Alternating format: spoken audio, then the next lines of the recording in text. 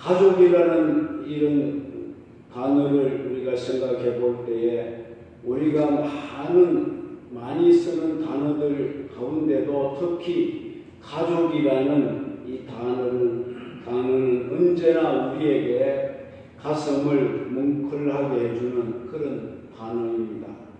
가족은 우리가 세상을 살아가는 에너지입니다. 가족이 있기에 우리가 기쁨이 있습니다. 가족이 있기에 희망이 있고, 가족이 있기에 의욕이 생기고, 가족이 있기에 용기가 생기는 것입니다. 만약에 나에게 가족이 없다라면 나의 삶은 그야말로 무미 건조 그 자체가 되고 말 것입니다.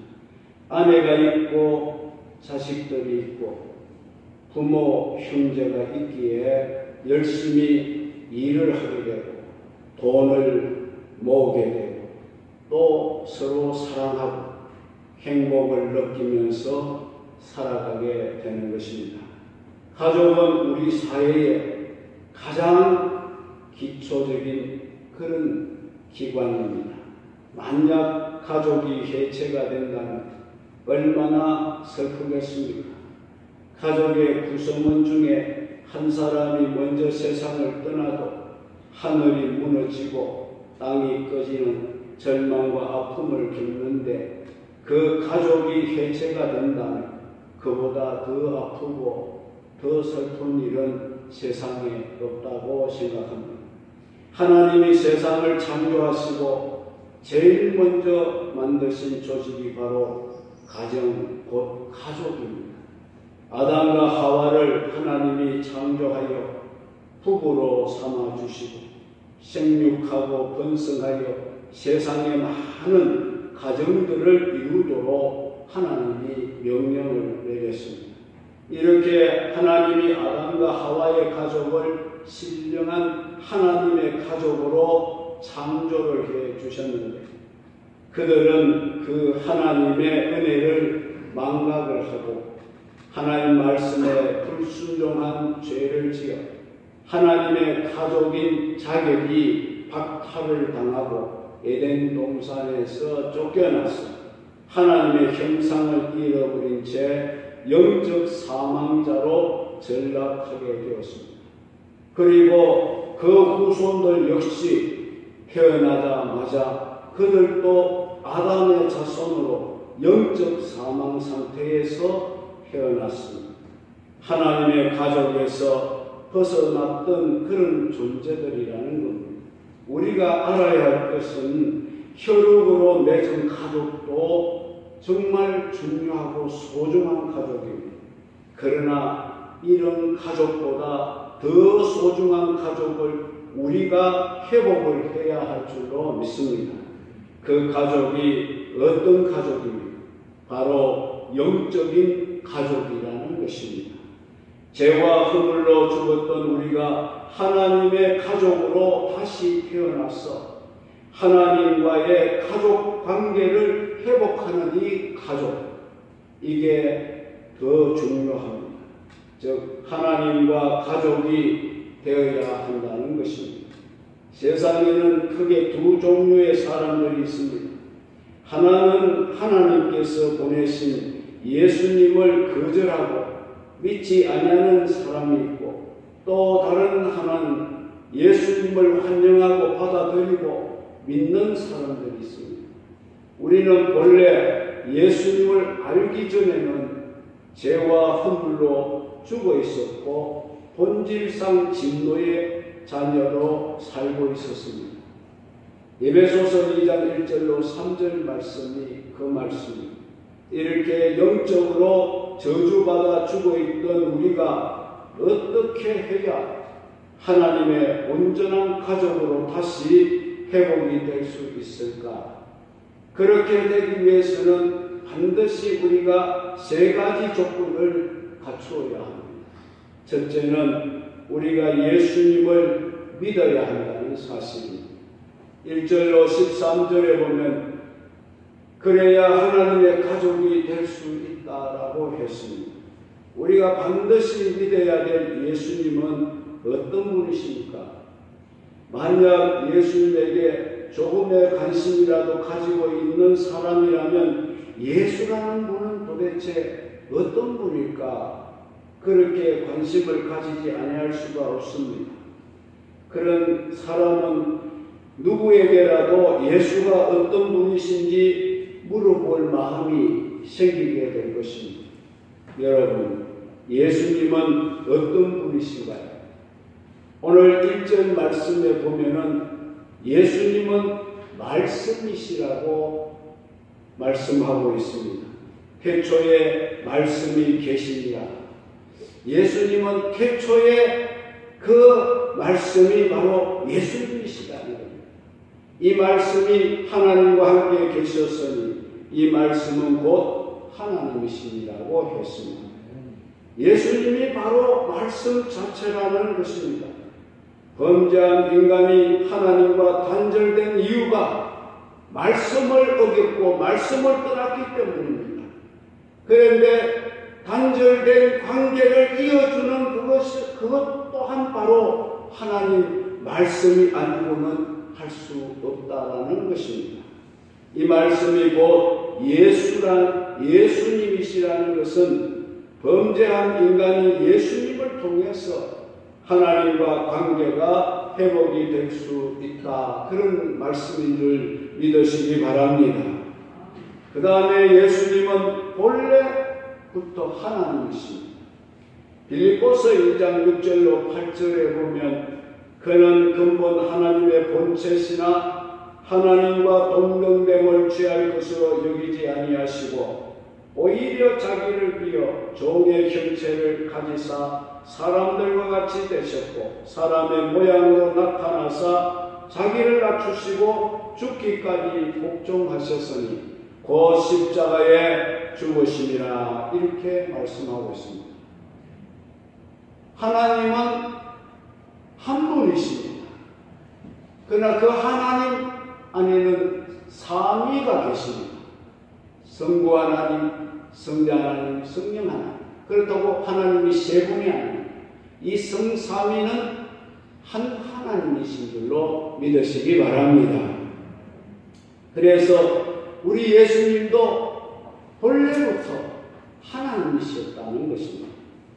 그리고 예수님은 또 창조주이십니다.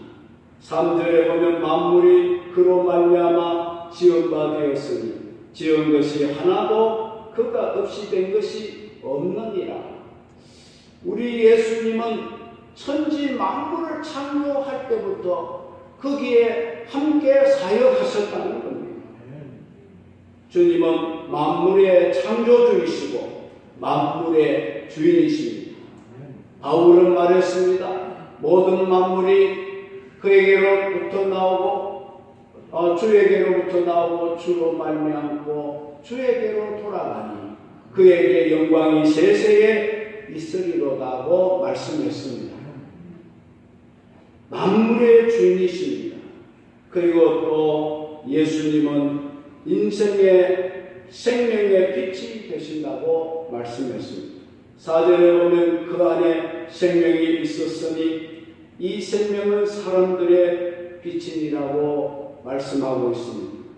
범죄한 인생은 죄와 사망의 그늘 아래서 어둠 속에 갇혀 있었습니다. 그러나 그들이 빛을 보게 되었고 그 빛이 곧 예수님이시라는 겁니다. 예수님은 생명의 빛으로 이 세상에 오신 줄 믿습니다. 이렇게 빛 되시는 예수님이 어둠의 빛을 비추어도 어둠이 깨닫지 못하였다고 했습니다. 그래서 빛 되시는 예수님을 깨닫지를 못하는 인생들에게 예수님을 빛이라고 소개하고 예수님을 드러내도록 하기 위해서 세례 요한을 예수님 앞서 하나님이 보내어서 예수님의 오시는 길을 예비하도록 하셨다는 겁니다. 빛이 어둠에 빛이 돼 어둠이 깨닫지 못하자 하나님이 이 빛을 증거하도록 하시려고 세례 요한을 예수님보다 먼저 보내신 줄로 믿습니다. 세례 요한은 빛이 아니요 빛의 증거자입니다. 참빛은 오직 예수님밖에 없는 줄 믿으시기 바랍니다. 그리고 또 예수님은 사람의 모양으로 세상에 오셨다고 했습니다. 우리가 예수님을 알 때 그분은 말씀 자체이시고 그분은 본래 하나님이시며 그분은 창조주이시고 인생의 생명의 빛이 되시고 세례 요한이 증거한 참된 빛이시며 또 그분은 참 사람의 모양으로 오신 분이라는 사실을 우리가 반드시 알아야 할 줄로 믿습니다. 그런데도 이 세상 사람들의 반응은 어떠했습니까? 영적 무지와 교만과 불신으로 위대하신 예수님을 모르고 그분을 배척을 하고 십자가에 못 박게 되었습니다. 그들은 예수님을 환영하지 않았지만 예수님은 인간이 환영하든 안 하든 예수님은 이 세상의 주인으로 오신 줄로 믿습니다. 모든 사람은 다 그 백성들인 줄로 믿습니다. 그런데도 만나는 사람들은 예수님을 주인과 왕으로 영접하지를 않았습니다. 자기 땅에 오셨는데도 자기 백성들이 환영하지 않았습니다. 여러분, 예수님이 여러분의 삶의 전부이시며 여러분의 주인 되신다는 생각을 지금도 하고 계십니까? 그러면 이런 예수 그리스도를 영접하는 자에게는 하나님이 어떤 복을 주십니까? 하나님의 자녀가 되는 권세를 주시겠다고 말씀하셨습니다. 이는 인간의 힘이나 어떤 가문이나 혈통이나 인간의 뜻으로 되어지는 것이 아닙니다. 오직 하나님께서 그의 아들 예수 그리스도를 믿는 자에게 은혜로 주시는 겁니다. 그러므로 우리가 하나님의 가족이 되기 위해서는 무엇을 반드시 해야 됩니까? 예수 그리스도를 믿어야 할 줄로 믿습니다. 그래서 예수를 믿으라는 겁니다. 예수를 믿어야 하나님의 가족이 될 수 있습니다. 예수를 안 믿는 사람은 세상에서 어떤 신분을 가진 사람이라도 하나님의 가족의 반열에 들어올 수가 없는 겁니다. 두 번째는 우리가 하나님의 가족이 되기 위해서는 인격적으로 예수님을 만나야 합니다. 14절로 42절의 말씀의 내용입니다. 예수님이 세례 요한 앞에 나오실 때에 세례 요한이 예수님을 어떻게 소개했습니까? 보라, 세상 죄를 지고 가는 하나님의 어린 양이라고 소개를 했습니다. 예수님은 하나님의 어린 양으로 오셨습니다. 하나님으로부터 세상 모든 사람들의 죄를 위임받은 그리스도로 육신의 몸을 입고 오신 분인 줄로 믿습니다. 세례 요한은 처음에는 예수님을 자신도 알지 못하였다고 했습니다. 누가 예수님인지, 누가 하나님이 보내신 자인지 몰랐다고 했습니다. 예수님이 오시는 길을 준비하고 있던 세례 요한이지만 그도 처음에는 예수님을 알지 못했습니다. 31절에 보면 나는 그를 알지 못하였으나, 분명히 말씀하고 있죠. 나는 그를 알지 못하였으나, 그 다음 말씀을 보면 내가 와서 물로 세례를 베푸는 것은 그를 이스라엘에 나타내려 함이라고 했습니다. 그리고 자신이 예수님에게 세례를 베풀 때에 자기가 보니 성령이 비둘기같이 하늘로부터 내려와서 그의 위에 머물더라고 했습니다. 32절에 그런 말씀이 나오지요. 그때 비로소 나도 예수님이 하나님의 아들이심을 알게 되었다. 내가 전에는 알지 못했지만 이 세례 사건을 통하여서 내가 예수님이 누구인지 알게 되었다고 했습니다. 예수님이 세례를 받으실 때에 성령이 내려서 예수님 머리 위에 임했습니다. 요한에게 말씀하기를 성령이 내려 누구에게 임하는 것을 보면 그가 바로 메시아라고 말씀을 해주셨습니다. 성령으로 세례를 베푸는 이인 줄을 알라고 하셨기 때문에 내가 그를 보고 그가 하나님의 아들이심을 증언하였노라고 했습니다. 자, 이 세례 요한이 하는 말의 뜻이 무엇입니까? 자기도 예수님을 처음에는 알지 못했던 사람인데 하나님이 알려주셔서 그가 예수님임을 알게 되었노라는 말씀입니다. 그러면 하나님이 세례 요한에게 어떻게 구체적으로 예수님을 알려주셨느냐 하는 겁니다. 하나님의 말씀을 들을 때에 그가 알게 되었다. 이는 내 사랑하는 아들이요 내 기뻐하는 자니 너희는 저의 말을 들으라. 하나님의 음성이 하늘로부터 세례 요한에게 들려온 줄로 믿습니다. 하나님의 말씀을 들었습니다. 그리고 성령의 역사를 통하여 알게 되었다. 이렇게 말씀하고 있습니다. 하나님이 말씀과 성령으로 세례 요한에게 예수님을 알려주심으로 그는 예수님이 세상 죄를 지고 가시는 하나님의 어린 양이라고 이렇게 확신에 넘치는 그런 목소리로 예수님이 자기 앞에 나오실 때에 사람들 앞에 증거하게 된 줄로 믿습니다. 자, 이 말씀은 세례 요한이 주님을 인격적으로 만나게 된 경험을 말하고 있는 것입니다. 성도 여러분, 우리도 예수님을 인격적으로 만나야 하나님의 가족이 될 수 있는 줄 믿으시기 바랍니다. 신앙생활을 하지만 수박 그다른 식으로 하나님의 맛을 경험하지 못하고 예수를 맛보지 못하고 그렇게 신앙생활하면 안 되는 것입니다. 인격적으로 주님을 만나야 합니다. 예수님을 우리가 인격적으로 만나기 위해서는 말씀과 성령을 충만히 받아야 합니다. 말씀의 체험과 성령의 체험 없이 없는 사람은 예수님을 인격적으로 만나지 못한 것이고 진정한 하나님의 가족이 아직도 되지 못했다는 증거입니다. 요한복음 3장 1절로 5절에 보시면 니고데모의 관한 말씀이 나옵니다. 니고데모가 예수님과 대화 중에 그가 이런 말을 했습니다. 예수님에게 당신은 정말로 하늘로부터 오신 선생님입니다.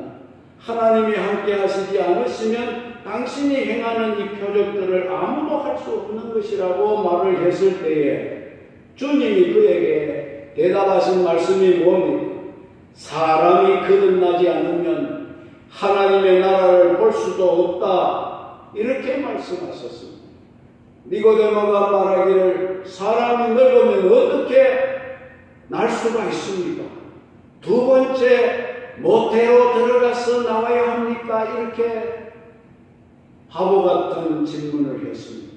그때 예수님이 물과 성령으로 나지 아니하면 하나님 나라에 들어갈 수 없나니라고 말씀하셨습니다. 이 말씀은 중생에 관하여 주님이 하신 말씀이라고 봅니다. 이 중생이 바로 거듭나는 것인데 이것을 다른 말로 표현한 것이 바로 인격적으로 예수님을 만났다는 말입니다. 여러분, 우리가 거듭남, 곧 주님과의 인격적인 만남이 없이는 하나님의 가족이라 할 수가 없고 하나님의 가족이 되지 못하면 하늘나라를 볼 수도 없게 될 줄로 믿으시기 바랍니다. 그러므로 우리는 결사적으로 예수를 어영부영 믿어서는 안 됩니다. 예수를 확실히 믿어야 됩니다. 예수님을 인격적으로 만나야 됩니다. 액세서리 정도로 생각하면 안 됩니다.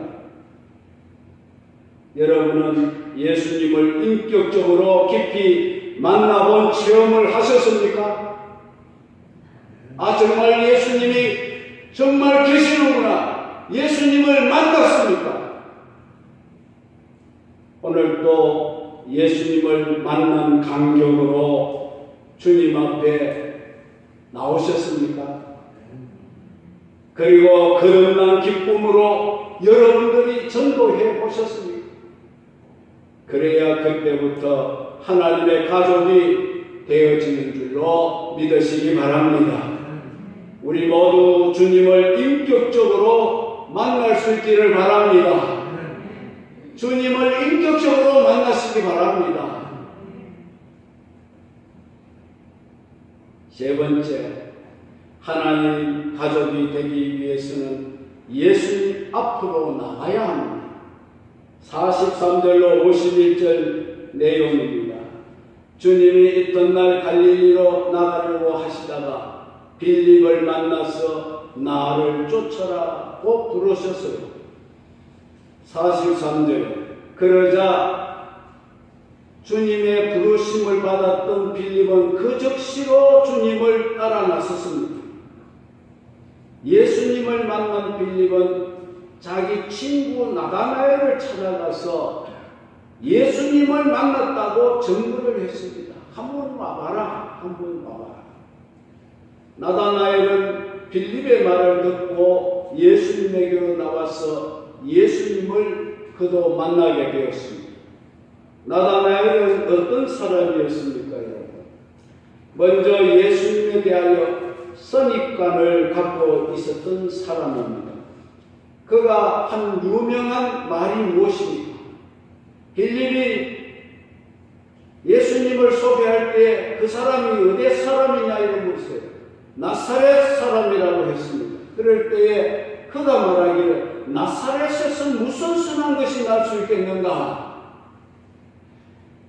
말할 만큼 예수님을 아주 비하를 했습니다.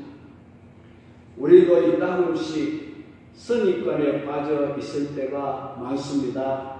그 사람 실질적인 내용을 알지도 못하면서 단지 어느 지방 사람이라고 하는 것만으로 선입관을 가지고 그것 사람이 무슨 그렇고 그렇겠지 이렇게 단정을 해버린다는 겁니다. 사람에게 가장 나쁜 것이 다른 사람에 대하여 선입관을 가지고 판단하고 비판하는 것이라고 합니다. 그 사람 자체를 자세하게 알아보려고 노력도 하지 아니한 채 먼저 그 사람이 무엇을 할 수 있으려고 판단을 먼저 해버리는 겁니다. 우리는 그런 잘못을 절대로 범해서는 안 될 줄로 믿습니다. 입법자와 재판자는 오직 한 분밖에 없습니다. 그분이 바로 하나님이십니다. 하나님 외에는 사람을 판단할 자가 없습니다. 재판할 자가 없습니다. 비판을 받지 아니하려면 너희도 비판하지 말라고 하시지 않았습니까? 만약에 내가 다른 사람을 비판을 하게 되면 내가 했던 그 비판보다 더 많은 비판을 내가 받게 된다고 했습니다. 그러므로 우리는 절대로 타인에 대해서 선입관을 가지고 판단하지 않아야겠습니다. 그리고 또 나다나엘에게는 간삼이 없는 사람이라고 했습니다. 47절에 예수께서 나다나엘이 자기에게 오는 것을 보시고 그를 가리켜 이르시되 보라 이는 참으로 이스라엘 사람이라 그 속에 간사한 것이 없도다. 여러분, 간사한 사람은 사람들도 싫어하고 하나님도 싫어하는 사람입니다. 믿음의 사람은 그 마음에 간사함이 없어야 된다는 겁니다. 그래야 주님이 그를 인정하시고 그를 사랑하십니다. 나다나엘은 원래 주님 앞에 나오기를 싫어했던 사람입니다. 나사렛 출신이 무슨 메시아냐고. 그렇지만 선입관을 버리고 예수님께로 나왔을 때에 예수님께서 그를 향해 그 속에 간사가 없는 사람이라 말씀하셨어요. 간사가 없다라는 말은 입술에 속임이 없이 솔직하고 정직하다라는 뜻입니다. 베드로전서 2장 22절에 그는 죄를 범하지 아니하시고 그 입에 거짓도 없으시며, 그는 누굽니까? 예수님이십니다. 예수님은 그 입에 거짓이 없으신 분입니다. 또 3장 10절에도 보면 그러므로 생명을 사랑하고 좋은 날 보기를 원하는 자는 혀를 권하여 악한 말을 그치며 그 입술로 거짓을 말하지 말라, 이렇게 말씀했습니다. 간사가 없는 사람은 진리라고 하면은 죽도록 충성을 다하는 사람이라는 뜻입니다. 나다나엘은 또 어떤 사람이었습니까? 기도하는 사람이었어요. 48절에 보면 나다나엘이 이르되 어떻게 나를 아십니까? 예수님이 일면식도 없었던 나다나엘 역시 예수님 한 번도 본 적이 없는데 그분이 예수님이 자기를 보는 순간에 나다나엘을 알아보고 말씀하셨습니다. 그럴 때 어떻게 나를 알고 계십니까? 예수님께서 대답하여 이르시기를 빌립이 너를 부르기 전에 내가 무화과 나무에 있을 때에 너를 보았다, 이렇게 말씀했습니다. 우리 예수님은 전지하시고 전능하신 분이십니다. 믿습니까? 모르시는 것이 없고 못 보시는 것이 없고 모르시는 것 없으시고 못 보시는 것이 없고 어디든지 다 계십니다. 그의 눈은 온 땅을 두루 감찰하고 계십니다. 나다나엘이 무화과 나무 아래서 무엇을 하고 있었던 것을 주님이 보셨을까요? 그가 기도하고 있었습니다. 기도하고 있었어요. 주님은 그때나 지금이나 기도하는 사람을 찾고 계십니다. 보고 계십니다. 여러분이 기도할 때 하나님은 여러분을 보고 계신다는 사실입니다. 나다나엘이 기도한 무화과 나무 아래는 그 잎이 우거지면 그 나무 속에 들어가면은 사람들이 볼 수가 없어요. 그만큼 은폐가 잘 되는 곳이라고 합니다.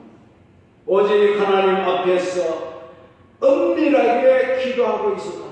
그 당시에 바리새인과 서기관들은 광장에서나 시장사 거리에서나 손을 들고 모든 사람들이 다 내가 기도하고 있어 이렇게 보여주기식 기도를 했는데 나다나엘은 아무도 보지 못하는 무화과 나무 숲속에 들어가서 하나님 앞에 기도하고 있었습니다. 그런 나다나엘을 하나님은 보고 계셨다, 그렇게 말씀하셨습니다. 오직 하나님 앞에서 은밀하게 기도하고 있었다는 것입니다. 이렇게 지금도 주님 앞에서 우리가 은밀하게 기도하는 사람을 주님은 보고 계시다가 때가 되면 그를 불러서 하나님이 쓰시게 된다는 사실을 믿으시기 바랍니다. 이런 나다나엘이 빌립을 통하여 예수님 앞으로 나왔습니다. 예수님 앞으로 나왔다는 것이 중요합니다. 여러분, 우리가 전도할 때에 여러 번 할 거 없습니다. 한 번 와봐라 이렇게 말하십시오. 우리 교회 한 번 와봐라. 마석 사랑의 교회 한 번 와봐라. 와서 말씀을 한번 들어보라. 그 교회 분위기를 한번 보라. 와보라. 이게 전도입니다. 믿습니까? 빌립이 예수님 앞으로 나왔어. 그는 예수님 앞에 오기 전까지만 하더라도 예수님을 비하하고 비판했던 사람입니다.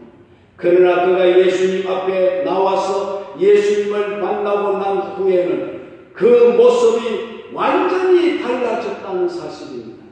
아무리 예수님을 반대하고 예수님을 비판하던 사람도 예수님 앞에 나와서 예수님을 만나면은 완전히 사람이 달라집니다. 변화됩니다.